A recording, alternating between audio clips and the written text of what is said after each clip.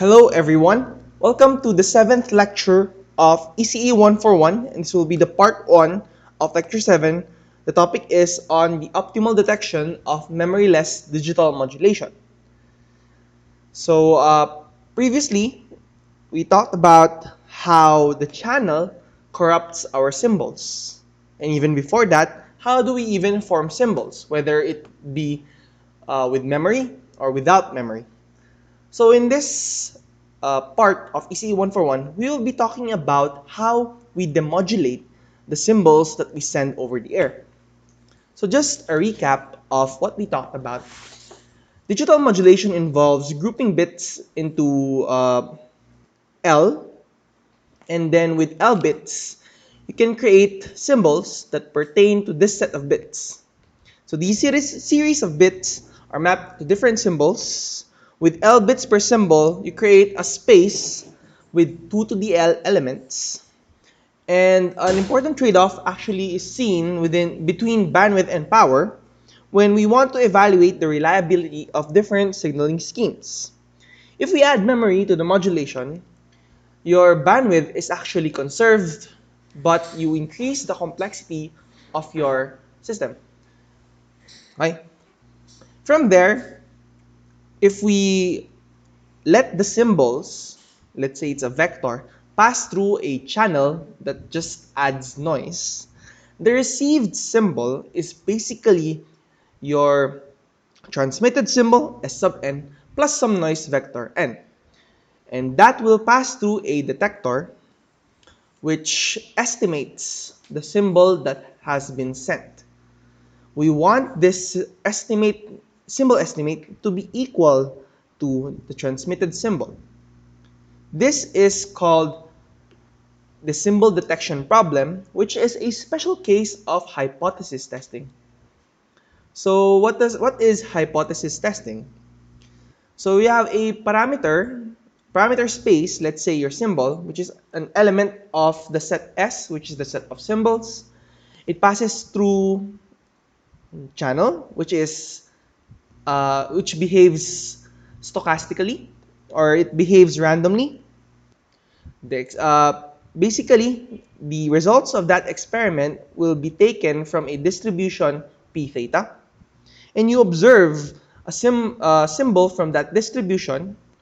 From there, you make a decision, right? And this decision will estimate your transmitted parameter. And the goal is, we want this observed parameter to be equal to the original transmitted signal. Okay? To optimize the detection, of course, we want an optimized detection. That means we have to define the parameters that we want to optimize first. And a suitable parameter would be the probability of error. An error occurs if the symbol you estimated is not equal to the symbol transmitted. Okay? And we want to minimize this probability of error. So just to make sure that our system is reliable. So the goal basically is to find the minimum symbol m that minimizes the probability of error, and so you select that m and you get this symbol estimate right here.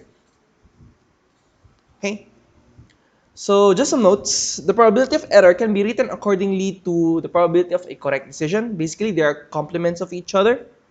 A correct decision occurs basically if your estimated symbol is equal to your transmitted symbol m. Okay?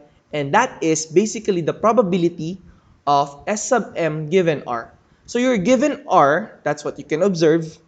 The probability of S sub m given an r, that is basically the probability that S sub m was transmitted given the received symbol r. And we want to actually maximize this to basically increase or optimize the reliability of our communication system. We call this parameter the posterior probability or a posteriori probability. So basically, it's probability after the fact. What does that mean? It's the probability given an observation. What is the probability that this symbol is transmitted? The probability after the fact that you have observed a certain parameter from the observable parameter space. So basically, it all boils down to maximizing this a posteriori probability, and we call that the map decision rule or maximum a posteriori decision rule. So if you maximize that, you create your optimized function for the modulating R, which is basically maximizing uh, the argument M that maximizes the a posteriori probability. So this is called the map rule. So just some note, we want the symbol M that maximizes this. That's what this equation is telling us, right? So just some note, if we have a posteriori probability, which is the probability after the fact, we have also the prior probability. It's the probability that the symbol S sub M is sent prior to observation. Okay, so this is called a priori probability. So know the difference. A posteriori is the probability after the fact that we have observed our received signal. A priori probability is the probability that we transmit a symbol M, which we cannot directly observe because of noise. Okay? So for example, just to visualize this, consider some n scalar observations under identically independent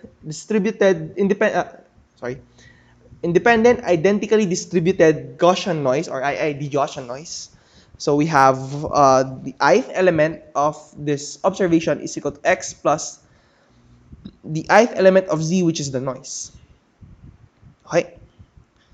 So the parameter that we are trying to observe is and the noise is are both normally distributed.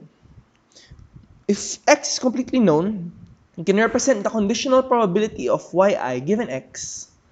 So the probability of yi given x is basically, since we know the distribution of z right here, we just let zi transpose x, we get zi equals yi minus x.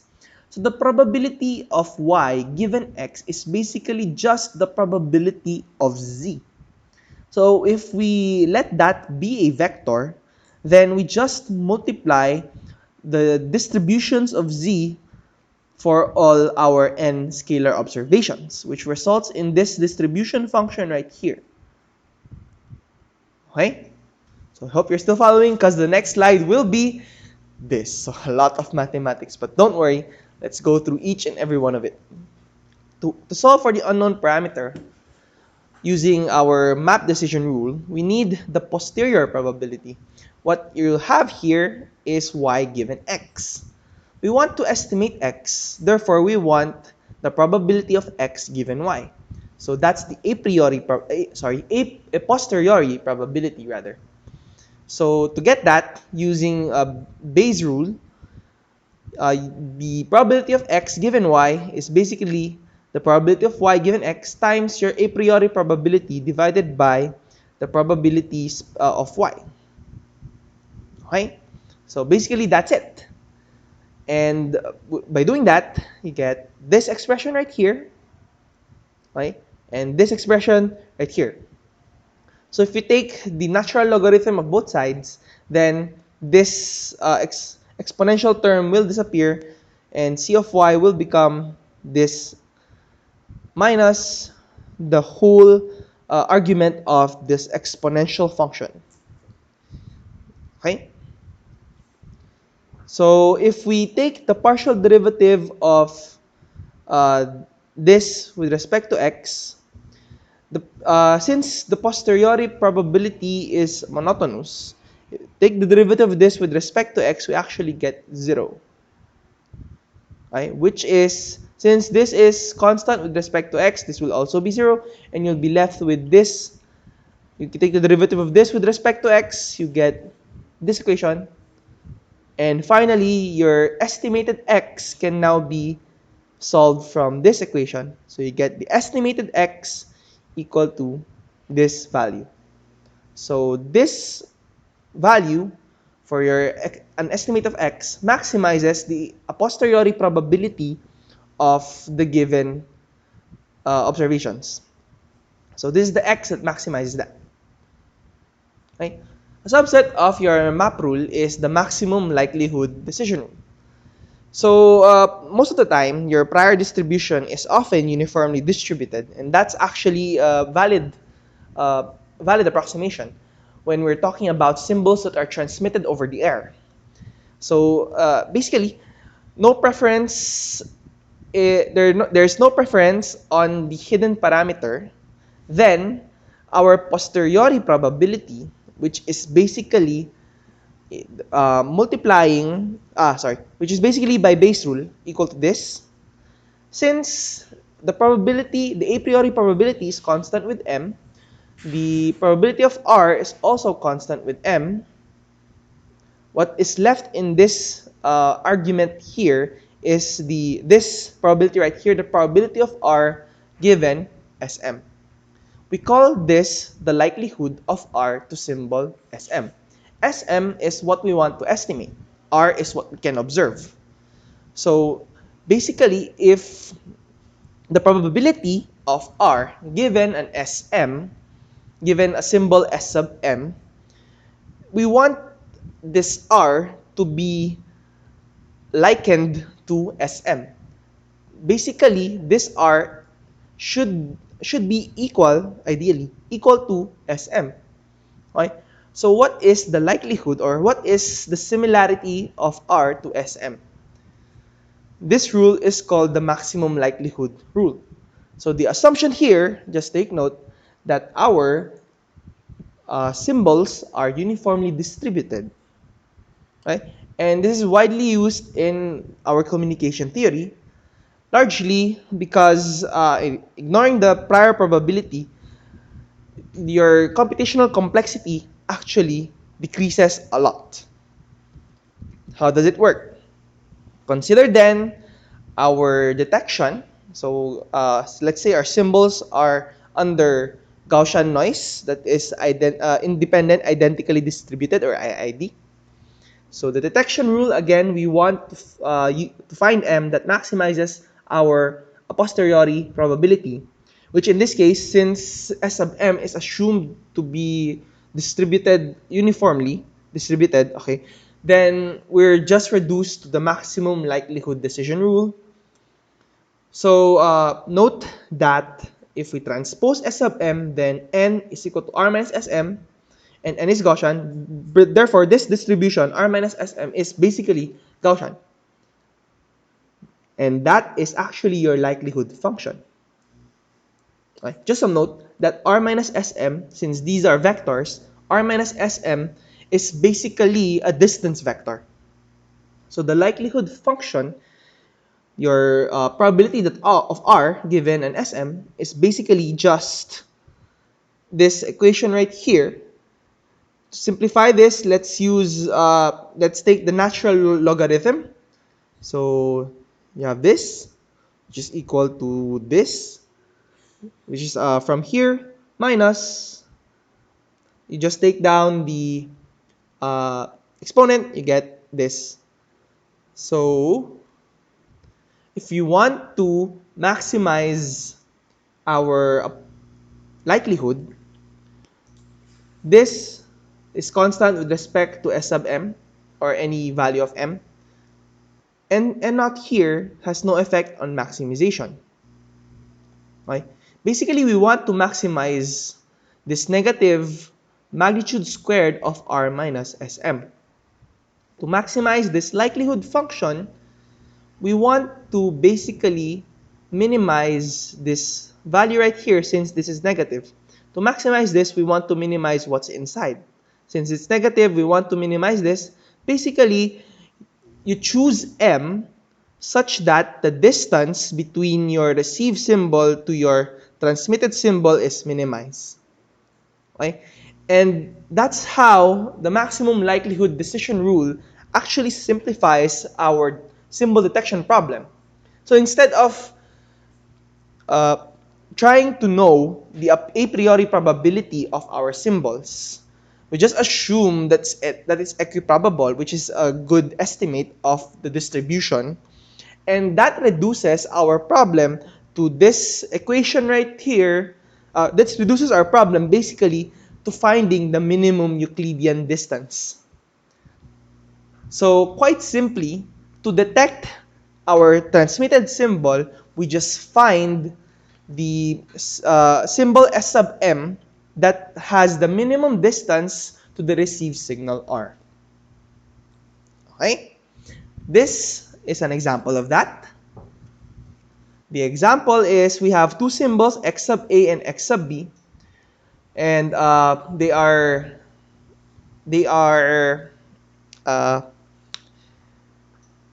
interfered by a Gaussian noise. So an interference due to noise creates a distribution around these symbols.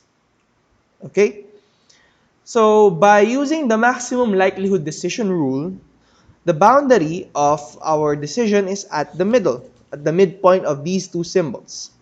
The maximum likelihood rule means that we select X sub A if basically the probability or the distance of the received symbol to X sub A is greater than the distance of the received symbol to X sub B. Okay? That's it. If the distance is equal, okay, it's approximately 0, we are uncertain of our received symbol actually. And with that, you just choose randomly. Choose randomly, get a 50% chance of being correct. Okay? So actually, these decision region uh, is dependent also on your a priori probability. And we will see that in the next slide right here. So ML decision is basically equivalent to the minimum distance criterion. We can define a region that is as the set of all points closest to a signal point or the nearest neighbor. If we have a weird symbol, uh, if we have a weird symbol space, okay, something like this, we create boundaries between them by drawing a line, okay, and getting the midpoint of our uh, distance here, and then creating the boundary right there by drawing orthogonal lines. So these are the decision boundaries of this example. Okay? So for our memoryless symbol mapping, you have 2PAM right here. Okay? The decision is basically at the middle of these 2 points. For PAM, we have 3 decision boundaries at the middle of each symbol points. For 16 QAM, you create a many decision boundaries that form a grid. For 8 PSK, your unit circle is actually divided along like a slice of pie. Okay? So just take a minute first to absorb that.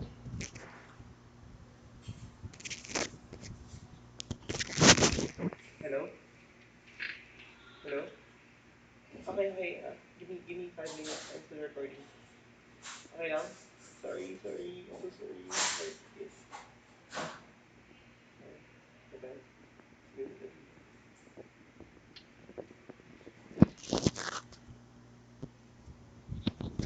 Okay?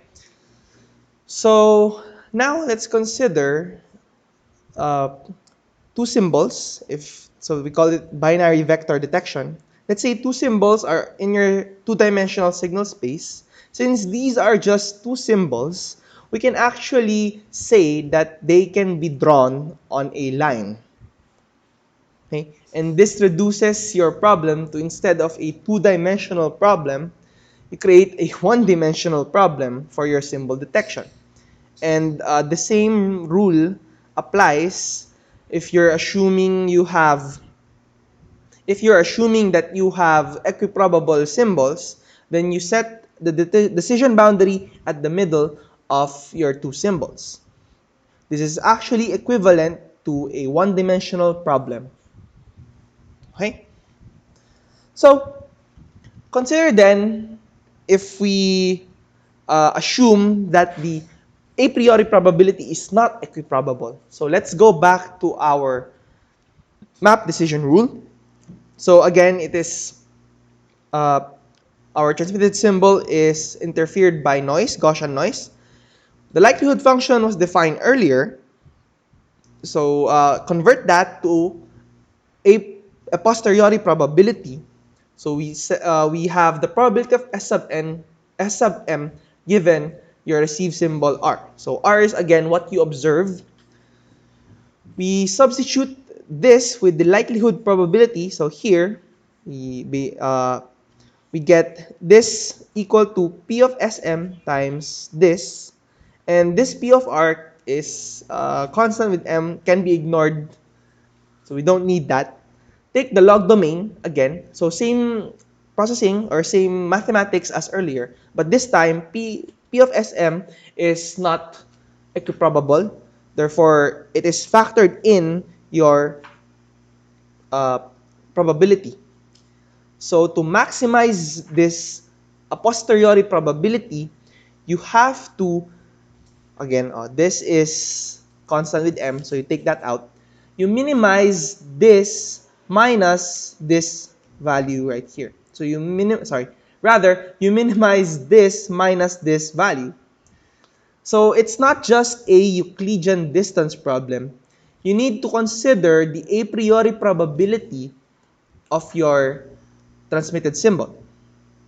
So let's consider a special case for simplicity. If we have two symbols S sub A and S sub B, we choose S sub A if this expression inside is less than for what you have in S sub B. Okay? By transposing this S sub B to the other side and this equation, this P of SA on the other side, you get this equation right here. And by factoring this, or difference of two squares, basically, you get this equation. What does this mean, basically? So one scenario is this one. Your decision boundary actually moves depending on your a priori probability. So to optimize the detection of these two symbols given their a priori probability, you have to skew your decision boundary depending on who is larger. So if the probability that S sub B is larger, okay, this ln right here will be negative. That would mean that the decision boundary is actually skewed towards or nearer to S sub A. Okay? So it's skewed towards S sub A. That's what this all means. So you don't need to absorb the mathematics right here. So the physical interpretation of that is the decision boundary is skewed, okay, further from the symbol that it has more probability of occurring. What does that mean? So our decision boundary is skewed right here. For our map, it's basically skewed depending on the a priori probabilities. But for maximum likelihood, the decision boundary is right here. And this is not the optimal decision boundary for this particular binary system. Okay? So this is not applicable for or basically it's not optimal rather. If you try to get the bit error rate of these two, or how many bit errors these two will for these two decision boundaries, if you want to get the bit error rate, well, basically you'll get a better performance for this decision boundary than this decision boundary. Okay? So just to compare, your maximum likelihood rule is a special case of maximum a posteriori rule, wherein your a priori probability is assumed to be equiprobable. The consequence of equiprobable symbols is that the decision boundary is basically at the middle of your two symbols. Okay? So the middle of your two symbols, that's the decision boundary. If you actually assume that the probability of SA equals probability of SB, your decision boundary will ultimately be placed here. Okay? If you want to really optimize your system, you need to know the a priori probabilities of our transmitted symbols, which is actually close to impossible feat, or makes the processing much more complicated. So maybe if you have adaptive boundaries, so your boundaries will actually move over time depending on the past transmitted data, or maybe using machine learning, I don't know, you can optimize your decision or detection probability. So now I will pose this question before we end.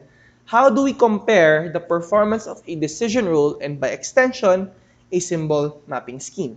So we've been comparing symbol mapping schemes, at least for the memoryless symbol mapping case, we've been comparing them in terms of the minimum distance. What if we incorporate this maximum likelihood or maximum a posteriori decision rules in our processing and measure the performance of our system? How do we measure them? So that's the end of this lecture.